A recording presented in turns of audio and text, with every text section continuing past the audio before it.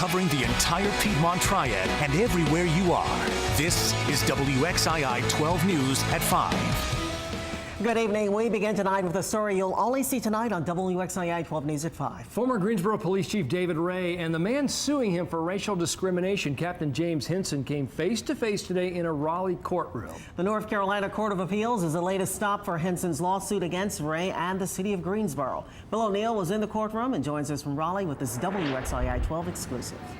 After more than 5 years, this case involving racial discrimination within the Greensboro Police Department and the so-called Black Book continues to make its way through North Carolina courts. Fails as a matter of law because... Inside the State Court of Appeals, James Hinson sits on the front row with a Bible in his hands as attorneys argue over the future of his case.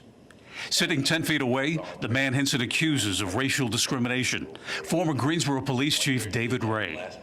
In his lawsuit, Hinson claims that Ray tried to frame him and other black officers in the department with a so-called Black Book, which contained pictures of African-American officers that was used in criminal investigations.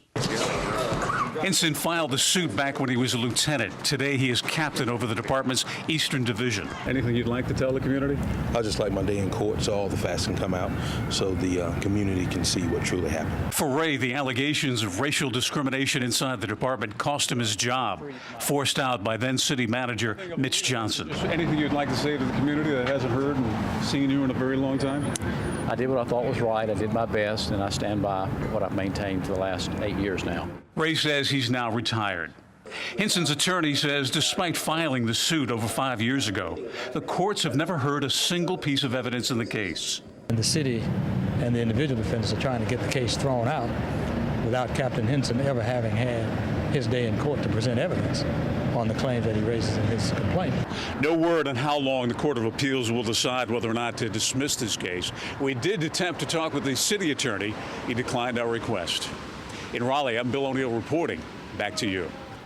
Thanks, Bill. Another Greensboro police captain has filed suit claiming racial discrimination within the department, but this one involves the current administration. Captain Theron Phipps says Police Chief Ken Miller passed him over for a promotion to assistant chief in favor of 2 less qualified white officers. Phipps, a member of the department for 27 years, says after he filed a complaint about the missed promotion, he received a less favorable performance review in retaliation. Last month, the city settled a racial discrimination lawsuit with 39 other officers for $500,000. New tonight at 5 o'clock, a Thomasville mother is in the hospital after police say she was doused with gasoline and then set on fire. And tonight, Angela Bias's husband, Portugal, is charged in that crime. Talitha Vickers is live outside Wake Forest Baptist Medical Center tonight. Talitha, first of all, what is the latest on the victim's condition? Well, we have received an update that the victim is listed in critical but stable condition, and about 70% of her body is actually covered in burns. Now, police tell us tonight, thanks to the quick thinking of her 2 daughters, she actually survived all of this. Again, she is in critical but stable condition. Today, we went out to the scene of the crime and take a look at what we saw out there at this scene. Today, we went back out there where residents on Leach Avenue in Thomasville are still numb after hearing their 33-year-old neighbor, Angela Bias, was set on fire. Now, police say Bias and her husband, 69-year-old Portugal, got into an argument inside their home. Things then took a turn while inside that home when Portugal allegedly poured gasoline on his wife, then set her on fire. Monday night, police and firefighters arrived after the woman's 14 and 15-year-old daughters ran out into the street for help. And then I heard screaming and the kids were right there, and I knew something was going on, so I ran over there. I didn't know what to do. And neighbors were running everywhere.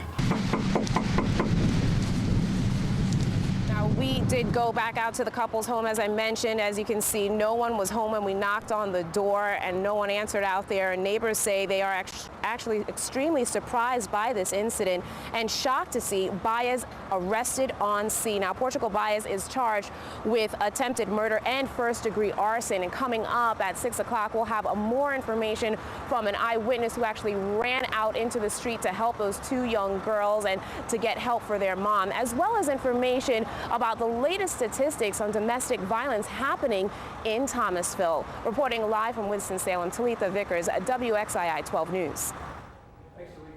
On this 8th day of the government shutdown, President Obama said he will not negotiate with Republicans under the threat of economic chaos. In a news conference at the White House this afternoon, the president said he told House Speaker John Boehner to hold a vote immediately to reopen the government. The president said he is holding out for a clean bill now and budget talks later. Having such a conversation, talks, negotiations, shouldn't require hanging the threats of a government shutdown or economic chaos over the heads of the American people. The president said he also urged House Speaker Boehner to hold a vote that would allow the government to borrow more money. The debt ceiling is set to hit its limit next Thursday. North Carolina Senator Kay Hagan addressed her displeasure with the government shutdown on the Senate floor. I didn't get elected to shut down the government, and with each minute that goes by, more and more North Carolinians are feeling the impact of this irresponsible shutdown. Senator Hagan went on to discuss the shutdown's impact on the National Institutes of Health and the CDC's research ahead of flu season. And earlier today, some demonstrators were out protesting the government shutdown in Winston-Salem. This group is part of the American Federation of Government Employees. Union activists and federal employees were seen holding picket signs in front of the Hiram Ward Federal Building in downtown Winston-Salem. And with no deal in sight, groups that receive federal money are starting to brace for a budget impact. Our Margaret Johnson is live in our newsroom with more on that side of the story. Margot? Well, good evening to you. Well, this hits home for real tomorrow for about 500 children here in the Triad. They get federal vouchers to pay for after-school child care. But after tomorrow, that all ends. Alamance County Social Services sent this letter to their parents. It tells them because of the uncertainty over federal funding, Alamance County is suspending all subsidies for child care not covered by Smart Start after October 9th. The letter goes on to say, we understand that this will cause extreme hardships for our families. However, we have no other options at this time to make up the funding. Meantime, in Forsyth County, child care providers are just as nervous. They rely on federal funding for 2,600 low-income children. Mud Pie serves about 200 of those children. Unlike Alamance County, they're not there yet where cuts in services have to be made. But if that happens, providers worry about teachers and children. Do we put those children out? Do we try to find a way to work with them for an extended period of time and hope that we'll be able to make it up on the end? But at the same time, at the end of the day, we have to also say, how are we going to pay that teacher that's going to be here? Because the other side to this that people really don't see is if we can't get paid, our staff can't get paid. If our staff can't get paid, they can't work. That means we're going to start laying off people also. Well, Forsyth County's DSS Director Joe Raymond calls Congress's actions unconscionable. He told me if this situation drags on beyond October 17th and counties are not reimbursed, they may also be forced to make cuts to services. Back to you. Thank you, Margaret. The shutdown is also impacting local food banks like Second Harvest Food Bank in Winston-Salem. It's not hurting today, but if a deal is not reached pretty soon, Executive Director Clyde Fitzgerald says the families that Second Harvest feeds are going to be in trouble. Those whom we serve are the first to get hit in bad times, and they're certainly the last to benefit from any recovery. And while Wall Street may have recovered nicely over the last year or so, a person who doesn't know where they're going to get the food to feed their children today could care less about where the Dow Jones average is or things of that nature. Fitzgerald says that items that Second Harvest depends on from the federal government are foods that pack a lot of protein, like beef stew and canned pork. Second Harvest is going to run out of those items next week. 500 jobs are coming to Davie County. That's the word from Governor Pat McCrory today. He was in Knoxville to announce that apparel maker Gildan Activewear is planning to build a $250 million factory in that community. The 500 jobs will be created over the next 3 years. The governor says manufacturing is the key to bringing jobs back to the Tar Heel state. Signal that North Carolina is open for business, including manufacturing, and that's our major objective. This is Manufacturing Week this past week, and we're going to just emphasize recruiting companies that actually build and make things.